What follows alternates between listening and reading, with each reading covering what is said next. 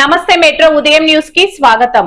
Kushaiguda TSRTC సభే కార్మికుల యొక్క మూడు డిమాండ్లు ఆర్టీసీని గవర్నమెంట్ లో విలీనం చేయడం, వారికి వచ్చే పీఆర్సీ మరియు అలవెన్స్ అద్దె బస్సులను కూడా ఆర్టీసీలో విలీనం చేయాలని డిమాండ్ చేస్తున్నారు. చర్చలు విఫలం కావడంతో జేఏసీ నాయకులు సమ్మెకు దిగడం జరిగింది. సీఎం చర్చలకు పిలిచి సమ్మెను ఆపవలసిందిగా ప్రజలు కోరుకుంటున్నారు.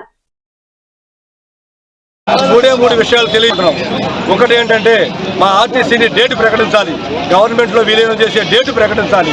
రెండోది మాకు రావాల్సిన 2 పీఆర్సీలు మరియు విత్ బకాయిలతో సహా ఇవ్వాలి. మూడోది ఏంటంటే ఏవైతే ఎలక్ట్రిక్ బస్సులు ఉన్నాయో అవన్నీ కూడా మా ఆర్టీసీ మెయింటైన్ చేసే విధంగా మాకే కేటాయించాలి. దయచేసి మా స్థలాలను కానీ మా డిపోలను కానీ వాళ్ళకి దారోదత్తం చేసి ఆర్టీసీ తీసుకెళ్లి ప్రైవేట్ పదంలో ప్రైవేటు కలిపే విధంగా దయచేసి చేయొద్దు. కొన్ని వేల కుటుంబాలు బతుకుతున్నాయి. అదేవిధంగా కొన్ని వేల మందికి ఉపాధి కల్పించే సంస్థ మా ఆర్టీసీ. ఇది ఎవరి మీద బతికే సంస్థ కాదు, స్వయంగా వాళ్ళ స్వయం ప్రతిపత్తి మీద సంపాదించుకుని వాళ్ళ జీతాలతో వాళ్లే బతికే సంస్థ ఇది. దీన్ని దయచేసి నాశనం చేయొద్దండి.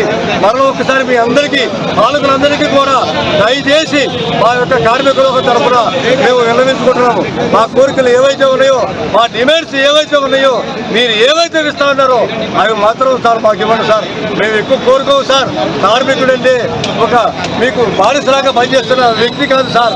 వాళ్ళకి కూడా ఒక శక్తి ఉంటుంది, వాళ్ళకి కూడా ఒక ఆలోచనలు ఉంటాయి. ఆ శక్తి, ఆ ఆలోచనలే ఇవాళ బయటపడ్డాయి.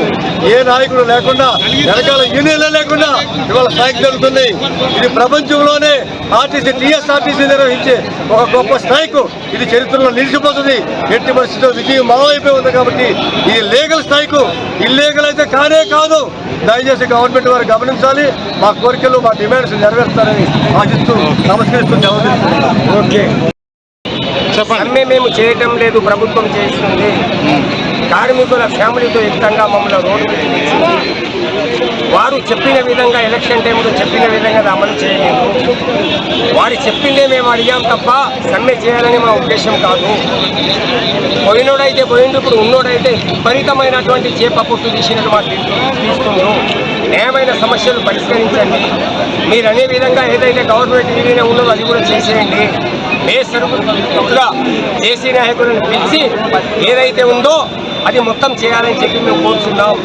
ఏది ఏమైనా ఒక్క బస్సు కదలకుండా, జేసీ నుంచి మాట రాకుండా సమ్మె విరమించే ప్రసక్తి లేదు. ఆర్టీసీలో కార్మికులు వాటాదారుడు. ఆర్టీసీ అభివృద్ధి చెందడానికి కార్మికుల శ్రమ ఉంది, రక్తాన్ని ఆరబోసిండు. ఈరోజు మేము ఉపాధి కల్పిస్తూ యజమాన్యానికి ఉపాధి కల్పిస్తున్నటువంటి మా ఆర్టీసీ ఉద్యోగి ఇది రియల్ అనే విషయాన్ని నేను తెలియపరుస్తున్నా గట్టి చప్పట్లతో.